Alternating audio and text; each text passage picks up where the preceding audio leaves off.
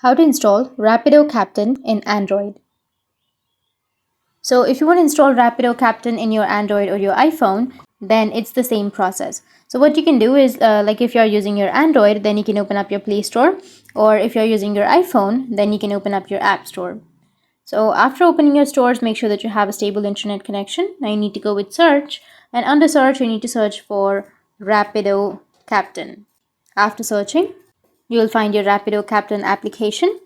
So this is the Rapido Captain application. You can go with this one, or you can also go with this Rapido application. So you can go with any application that you are comfortable with or that you would like to download.